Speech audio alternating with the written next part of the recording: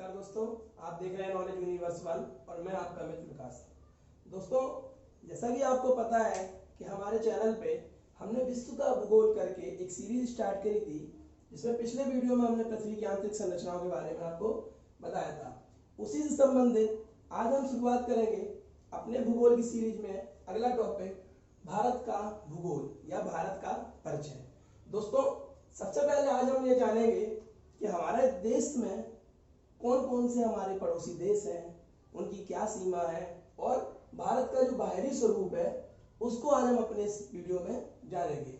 और इसके बाद जो इसका पार्ट 2 आएगा, क्योंकि कभी कभी कुछ कमेंट्स आए कि वीडियो ज़्यादा लंबी हो जाती है, उसके लिए जो इसका अगला वीडियो आएगा उसमें हम, या कल आएगा या परसों जो भी नेक्स्ट वीडियो आएगा, उसमें हम भारत के आंतरिक स्वरूप और आंतरिक राज्यों संबंधी जो भी अक्षांश और उसके देशांतर कौन आएंगे वो हम समझेंगे।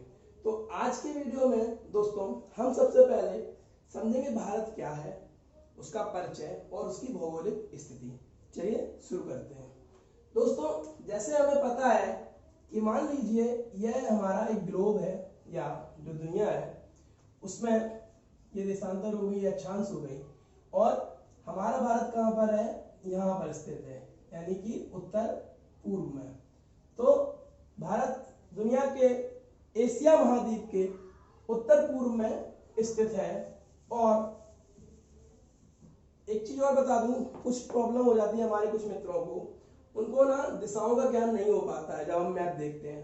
तो आपको हम बता दें कि जब भी हम एक कॉपी या मैप देखते हैं तो उसकी फॉरवर्ड दिशा जो आगे की ओर होती है यह होती है हमारी पूर्व, ऊपर की जो होती है इसे हम उत्तर कहते हैं, और जो पीछे रहेगी ये पश्चिम हो गया, और नीचे की ओर जो दिशा होती है वो हमारी होती है दक्षिण। इसी से हम मैप देखते हैं और इसी से ही राज्यों, जगह, स्थानों विशेष के दिशाओं का ज्ञान करते हैं। तो दोस्तों एक मिनट, हाँ, तो शुरुआत करते हैं हम। हमारा देश भारत, जिसको अंग्रेजी में इंडिया कहते हैं, इसके कई नाम है, हिंदुस्तान, हिंद, सिंध, आर्यावर्त, और जो आधिकारिक नाम है इंटरनेशनल लेवल पे वह भारत या इंडिया है। भारत देश एशिया महाद्वीप के उत्तर पूर्व में स्थित है और कुछ पड़ोसी देशों से घिरा हुआ है।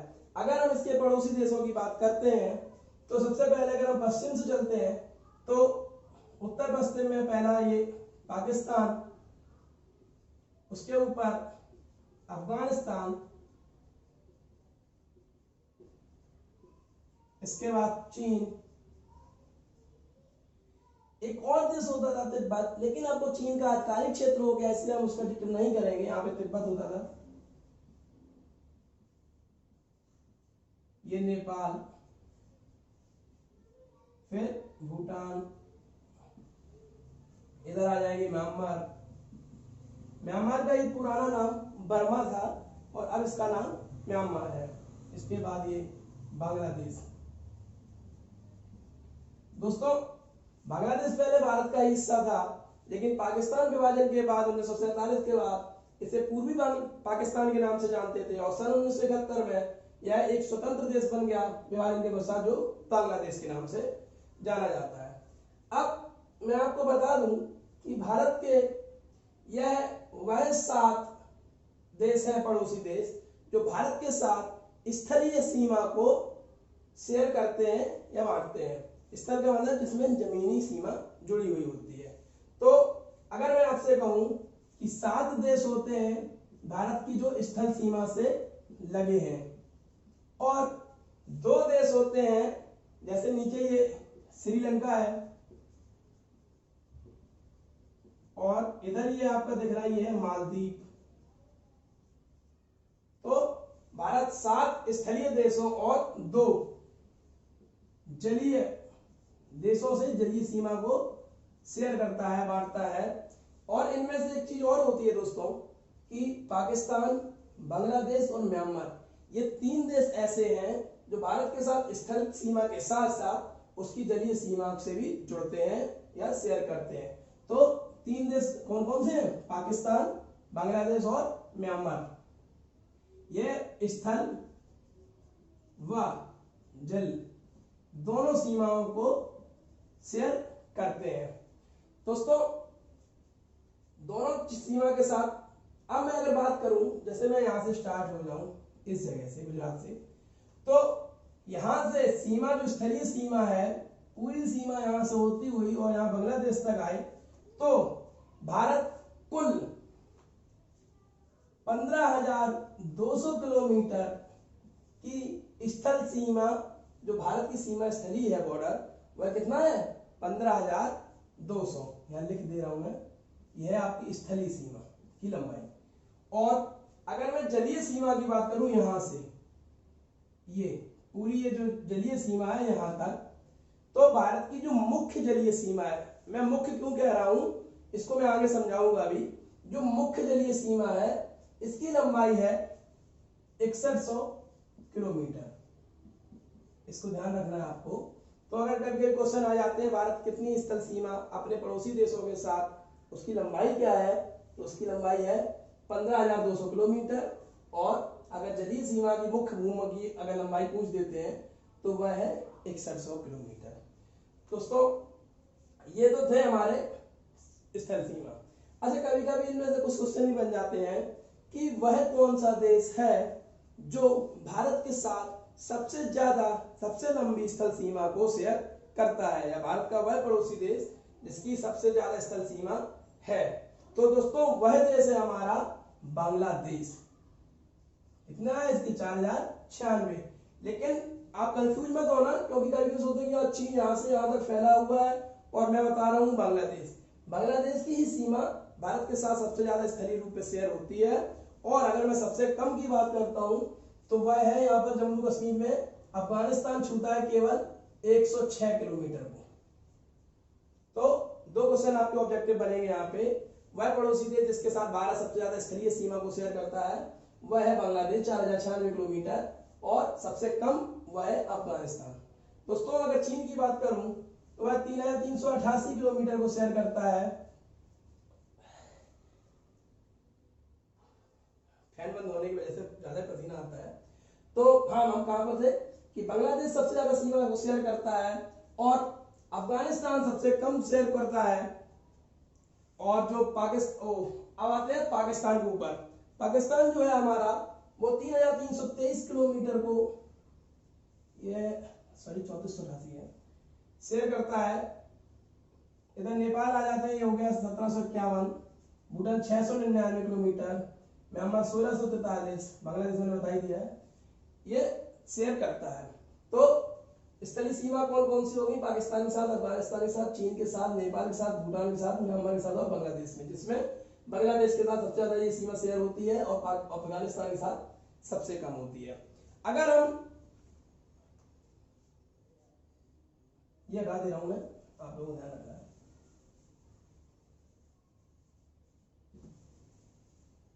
अब चूंकि मैंने आपसे ये कहा था कि ये मुख्य भूमि है जल की, लेकिन जब भी क्वेश्चन आता है, ये आता है कि भारत के द्वारा पूर्ण जलीय सीमा बताइए, उसकी जलीय बॉर्डर कितना है। तो भारत अपने कुछ खाड़ी देशों, जैसे अपना हिस्सा है यहाँ पर, यह आप देख रहे हैं, यह है अंडमान निकोबार द्वीप समूह, और इधर अरब सागर में यह है आपका लक्षद्वीप। अगर इनका ही भी दूरी है, इनकी सीमा मिला दी जाए और आपसे अगर पूछा जाए कि भारत कितनी जलीय सीमा शेयर करता है, तो वह संपूर्ण द्वीपों को मिलाने के बाद करेगा 7,516.5, या आप उसको 7,516 किलोमीटर भी कह सकते हैं। तो क्वेश्चन को आपको बहुत ध्यान से पढ़ना अगर आता है कि भारत कितनी मुख्य भूमि के साथ करता है, या फिर भारत की पूरी जलीय सीमा की लंबाई बताए। अगर पूरी पूछ देते हैं तो ये खाड़ी देशों की भी जलीय सीमा ले ली जाएगी। अंडमान निकोबार भारत का ही हिस्सा है वर्तमान में, और जब अंग्रेज इस पर शासन किया करते थे हमारे देश पर, तब ये काला पानी की सजा सैंडल पीक के लिए बहुत प्रख्यात था। दोस्तों अंडमान और लक्षद्वीप क्या है? द्वीप है। और द्वीप क्या होते हैं, हमने भूगोल में पढ़ा है कि जमीन का वह हिस्सा जो चारों तरफ से पूर्णतः पानी से घिरा हुआ होता है उसको हम द्वीप कहते हैं। भारत में ये जो आपको एक बार मैं बता दूं, ये जो पूरा हिस्सा है, जो दक्षिण पूर्व का पूरा हिस्सा है, ये है हमारी बंगाल की खाड़ी। आपको कंफ्यूज नहीं होना है, आपको ऐसे याद रखना है कि इधर बांग्लादेश है तो यह बंगाल की खाड़ी है। और यह जो दक्षिण पश्चिम का इलाका है यहाँ पर, यह है आपका अरब सागर। और जो ये नीचे है यह है आपका पूरा हिंद महासागर। तो जो भारत का दक्षिणी क्षेत्र है नीचे का, वह तीन तरफ से जल से घिरा हुआ है। पश्चिम में अरब सागर, पूर्व में बंगाली खाड़ी और नीचे हिंद महासागर। इसलिए कभी कभी भारत के जो दक्षिणी भाग को है हम लोग प्रायद्वीप कह देते हैं। भूगोल या ज्योग्राफी में परिभाषा होती है, वह क्षेत्र जो तीन तरफ से पानी से घिरा होता है, शेष स्थल से घिरा होता है, वह क्या कहलाता है? प्रायद्वीप। तो कभी कभी ऐसे मुंह देते हैं प्रायद्वीपीय भारत, तो हम लोग कंफ्यूज नहीं होना, हम लोग उसके चक्कर में समझ जाएंगे कि ये हमारे दक्षिण भारत की बात हो रही है। तो दोस्तों हम बात कर रहे थे कि जो अंडमान निकोबार है, जो द्वीप समूह, इसमें या पूरी बंगाली खाड़ी में कितने द्वीप हैं? यहाँ पर छोटे छोटे द्वीप हैं। अगर इन द्वीपों की संख्या की बात करते हैं तो ये होते हैं 204। बंगाली खाड़ी में 204 द्वीप समूह हैं और इधर अरब सागर में जो है द्वीप समूह हुआ है 43, जिसमें 36 अकेले लक्षद्वीप में है और 7 शेष है। इस प्रकार यह 43 और ये 204 अगर हम बात करेंगे तो मैं यहाँ पे लिखे दे रहा हूँ, जगह है। भारत में कुल अगर द्वीप समूह पूछ दिए जाते हैं तो वह होगा 204 और 43 मिलाकर 247 द्वीप समूह। तो ये तो था हमारा भारत की पड़ोसी देश और उसमें लगने वाली सीमाएं।